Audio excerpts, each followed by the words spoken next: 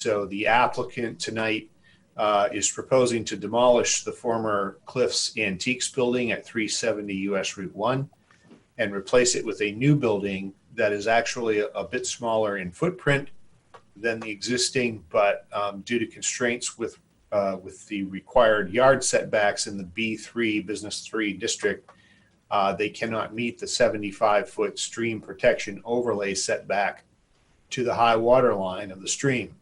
The applicant originally proposed to use the same footprint as the existing building, but has since revised the dimensions of the footprint in order to resolve the existing building's non-conformance with the required front yard setback to US Route 1, while remaining no more non-conforming with the stream setback than the existing building.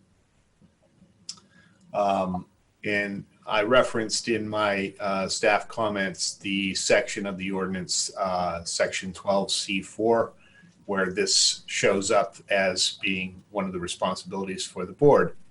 And as you listen to the applicant's description of the project and what they're proposing to do, we can then move into the things that you need to consider in determining whether or not they've met the setback to the greatest practical extent. And those are pretty simple types of things. You're going to look at whether or not the footprint, whether or not the foundation is a factor, what other kinds of constraints are in the way of moving the structure back.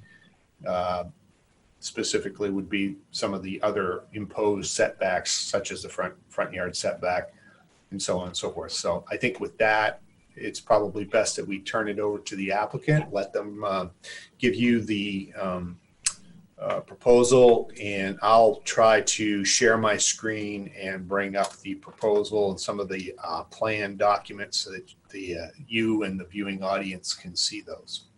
Great, thank you. Hi, Sashi Meisner with Garanturgent Architects.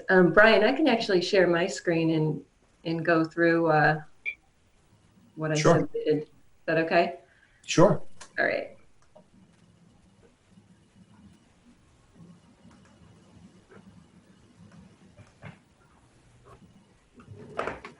Okay, so like Brian said, the site is the old Cliffs Antique Shop at 370 US Route 1. This is just photos of the existing building. I'm sure you're all familiar with it. What we're looking at proposing to do is a new building. So we initially did look at reusing the existing building, but it's just too much. It's too decrepit right now, and it wouldn't be a smart move to reuse the existing building. So we're looking at a new building, and these are just some real preliminary sketches of what the new building would look like.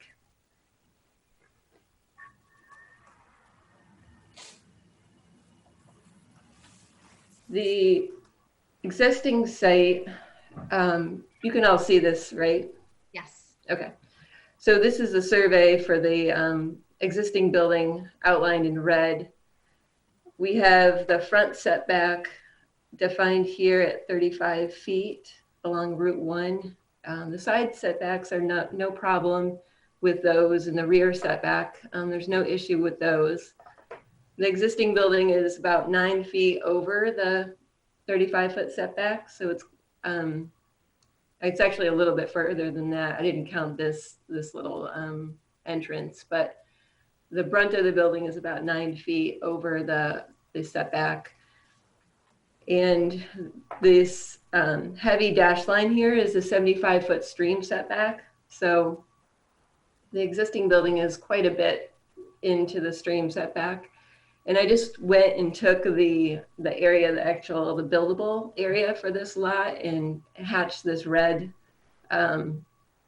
hatch in there, so you can see what is actually buildable for this lot, which is almost an acre of property. It's 40,000 975 square feet. So what you're left with is about a little over 3,000 square feet of buildable area. That's not in a great shape for an actual building. So it's definitely a challenging site. The good thing about it is it is a gentle slope. It's pretty much flat all the way until you get to the edge of the stream here, and none of this would be impacted. Show you the plan of what we're looking to do. So this location was approved a few years ago with a Maine Mall, or no, it's not Maine Mall. It was an eye care facility, and they were going to reuse the existing building.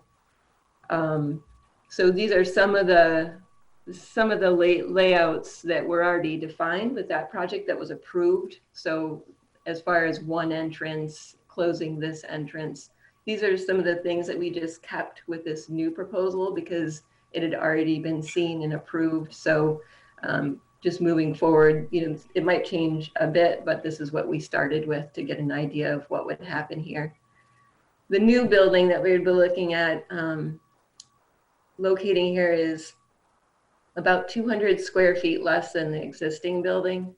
And what we did was we're meeting the 35 foot front setback, but we held this rear corner here, so we didn't get any closer to the existing building, and we removed this portion of the building and tried to get as conforming as possible with the project.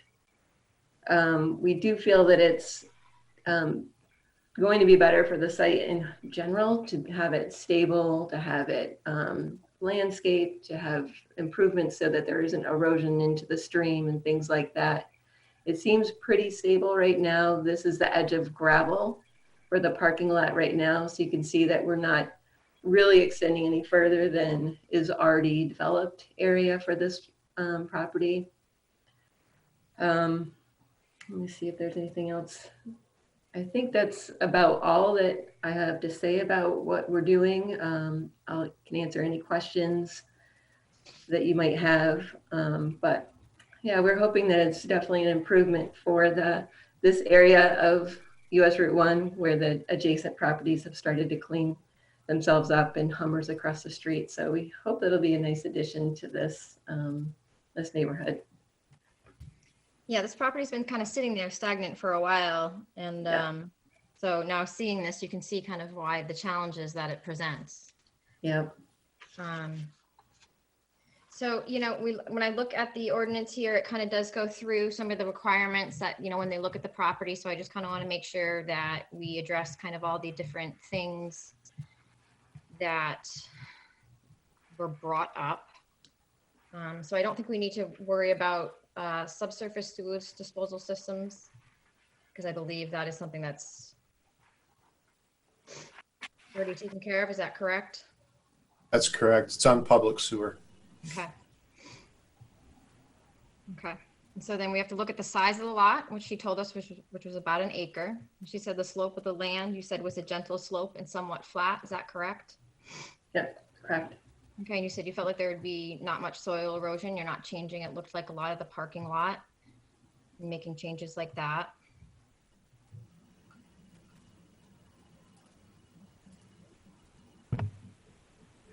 And what about the foundation of the current property? I mean, you said generally that it's, I think we all know driving by, it's not in great condition. No, that would just be demolished. I don't know if they would just fill it in, or I don't know exactly what they would do to demolish the existing building. I believe the new foundation would just be a slab on grade. What type of foundation is there now? I think there's a basement. I'm not exactly sure, but I do believe that there is at least partial basement. I don't know exactly though. Okay, fair enough. Okay. I have a question, Madam Chair. Yeah, I was gonna say, can we get off the shared screen just so I can see the board members now, if that's okay? Yes, That would be helpful. Thank you. sorry. That's great. Yes, Mr. Hebert. Thank you, Sashi, for sharing your screen. That was very helpful. One quick question. Did you mention what year the original building was constructed? You know, I don't know that. Brian, do you know that? It's been there for quite a I while. was going to say, it's fair to say at least 20 or 30 years. The Yeah. assessor's records say 1950. Okay, so That's what I was trying a to lot pull up. more than that. More accurate. Right. I mean, to me, I'm looking at this, and you're not getting closer to the stream. It's an old building. Yeah, that's my question was, how old is the building? And based on construction methods from the 1950s, anything that could be done to that footprint today would be certainly an improvement. So my question was answered in the 1950s. So Okay. Okay. Did any of the board members have any other specific questions? I know we don't have like specific criteria we're going through here, but there are qualifications that we need to consider. a question: is there any coordination that has to be done with DEP or EPA or any state entities because of how close you are to the water? Special permitting required or anything like that? I do believe that there is a DEP permit that would be required for this. I don't know if it's I believe it's just like a permit by rule, but all of that went, we have records of that from the previous approvals because we were involved in the previous project.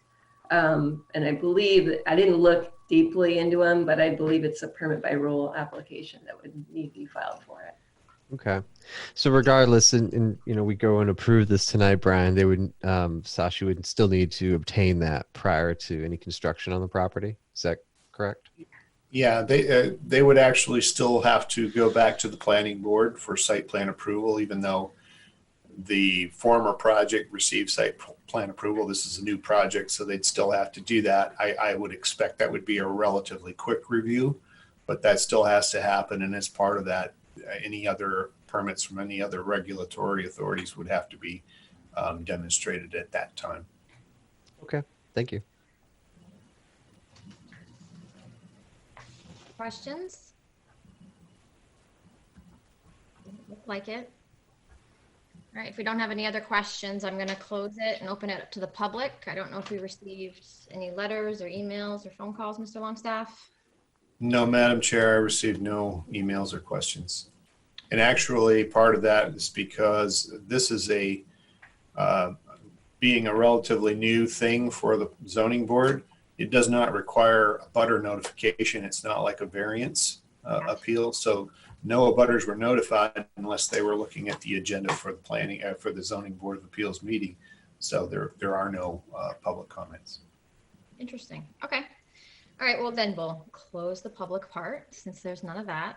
And we'll kind of dive into our finding of facts here. And I think I'm just going to call on each board member and kind of get their feel. I think generally, I think this is a great idea. I live in southern Scarborough. I drive by this building multiple times. I actually got excited when I saw a truck in the parking lot last week because you're like, oh my gosh, is something actually happening? Because you're right. I mean, there's been a lot of great improvements along that road.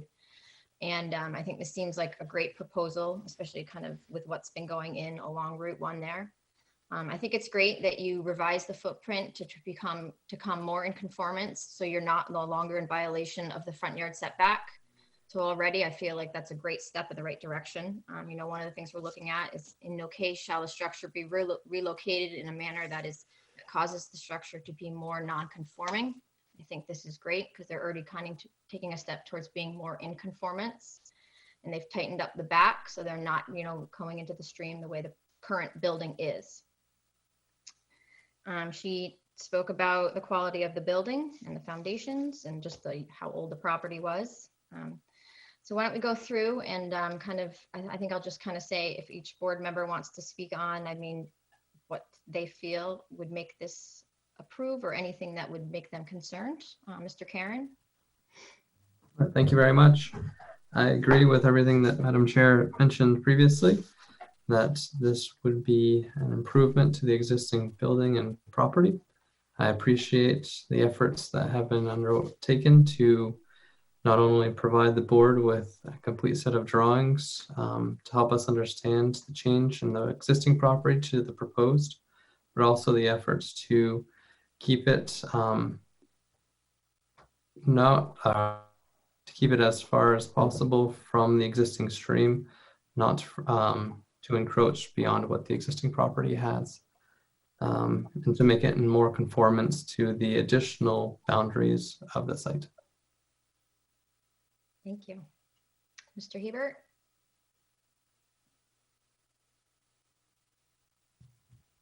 Thank you, Madam Chair. I would point out that the applicant has stated that it's going to be approximately 200 square feet less footprint space than the original structure, which in my mind is a plus, especially as you have stated that this is it's already a non-conforming lot. So anything we can do to improve the site, improve the structure, as well as come a little bit more in conformance is always a plus in my mind. They've pointed out that it's going to be no closer to the stream than the existing footprint of the building.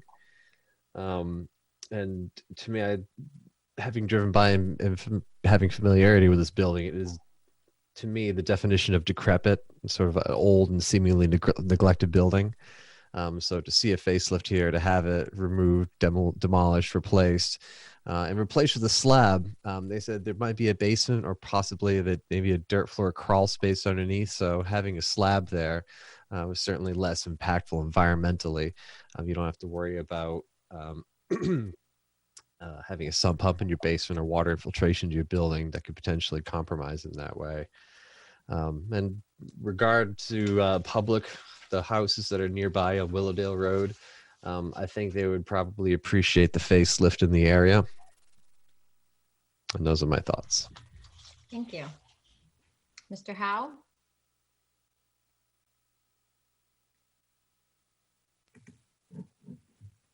Well, it's funny, I've been noticing this building myself recently for some reason, and it is an eyesore.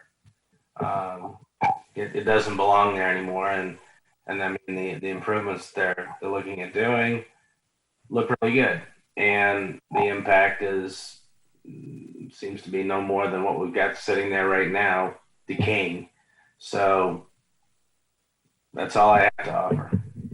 Sounds like. Ms. Torrance? So I was pulling up the assessor's record at the same time that Mr. Longstaff was, and it does not look like there's an existing basement there, which is kind of probably a good thing because there's probably nothing to fill in. Probably just a matter of, reset up that slab and go. I appreciate the fact that they've brought everything is coming more into conformance. I also think it's with appreciation that there's a triangular building envelope in a very bizarre, order to this particular lot that there really wouldn't be anything else you could do. So I really think that they've done an excellent job of rebuilding or, making a plan to rebuild that is appropriate for this site. And so I'm in full support. Great. Thank you. Okay, with that being said, do we have a motion? I'd like to make a motion to approve this appeal. A short, yeah. Can I second? It's not actually an appeal. Okay, the setback determination. Do we have a second? Can I second? Okay, let's go down the vote. Mr. Karen? Yes. Mr. Hebert? You're muted. Excuse me, rookie error, mistake there. Yes. Mr. Howe? Yes. Ms. Torrance? Yes. And I vote yes as well. So this is approved. Thank you very much. You're welcome. Good Good day. luck with planning. Thanks. Thank you, Sashi. I want to point out too, just as a comment, that before October 1st, this wouldn't even be possible because part of the other amendments that were made to the shoreline zoning ordinance would have prohibited the use of this structure in the stream protection district because it was considered a district and not an overlay. So part of the amendment was to move it to an overlay so that the underlying zone's uses would be the permitted uses. Before, as a stream protection district, commercial uses were not permitted. So Cliffs was a non-conforming existing use which had been discontinued for more than 12 months and therefore couldn't be reestablished without a miscellaneous appeal to the Board of Appeals. So this, it was kind of working with the realtor and the designer team and everything. We were able to kind of get the amendments into place so that they could propose this replacement. And so everything kind of came together because that's why that eyesore sort of stayed where it was for the last 2 or 3 years, because it couldn't be replaced because it had been discontinued for 12 months. We like that decision. Yeah, I think it worked well. All right, bye. Thank you. Thank you, Sashi. Great. Thank you, everybody. I don't know if anyone has any comments, questions, concerns. One and then. Madam Chair, the only comment I would have, again, just to remind everybody, I'm not sure what November's meeting is going to look like. It may go back to that hybrid sort of semi-in-person, semi-virtual, whatever, because I believe the election will be over by that time. Mm-hmm. So I don't think council chambers will be in use as they are tonight. But I'll certainly notify everybody ahead of time so that they can make that decision as to whether or not they want to show up in person or continue the virtual thing. And by the way, your internet looks great, Madam Chair. I don't think you froze once tonight, so that's great. A lot better now. And the only other comment is, again, we are still a member short. We need an alternate to fill out the 5-member voting members and 2 alternate positions. So if anyone's out there listening or watching this and has an interest, or if any of the board members know of anyone that's interested, we'd certainly be welcoming an application for the board. Definitely. And, I like the appeals like we had tonight. I think that's going to be a great improvement for Route 1. You know, it's nice to do those things. Yep. Yeah, well, and this is going to be new, and I don't think the planning board heard a lot of these set back to the greatest practical extent types of reviews, but you'll probably see a few for sure. And they are, I think, maybe more cut and dry than some of the appeals that you have to hear. So I think you'll enjoy looking, it's really more fact-based, and, there's not a lot of room for interpretation. I think it's going to be pretty clear. They're either meeting or they're not. And so that's something that you guys will see more in the future, obviously. And it'll be different, but I think it's not as complicated maybe as some of the variances that you have to look at. Sure. All right. Great. Madam Chair, I'll motion to adjourn. Second. Meeting is adjourned. Thank you. Thank you, everyone. Thank you, Brian. Thank you, Doreen. Thank you, everyone. Good night. Good night.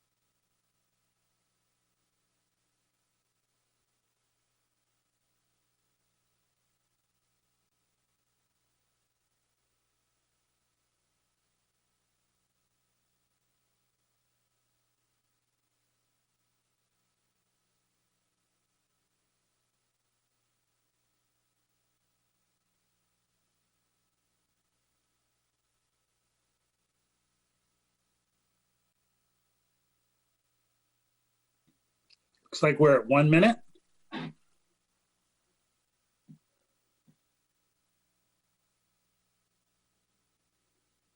Kevin, you look as nervous as I do. And you've been doing this a lot longer than I have. It's been a long day. I worked today.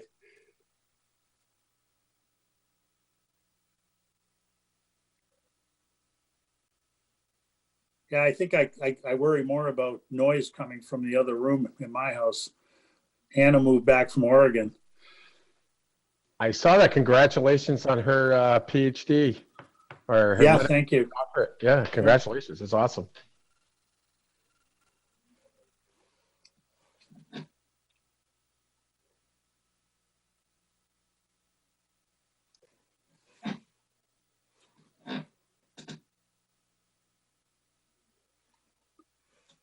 Okay, good evening, everybody, and welcome to the House District 29 Candidates Forum.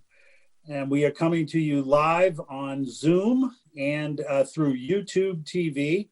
I'm Kevin Freeman. I'll be your host this evening, coming to you from District 28 out here on Broad Turn Road. We are joined this evening by the three candidates for District 29, the House of Representatives race for the Maine legislature in Scarborough. And joining us this evening are the incumbent, Sean Babine, the challenger, Republican challenger, Annalee Rosenblatt, and independent challenger, Sophie Warren.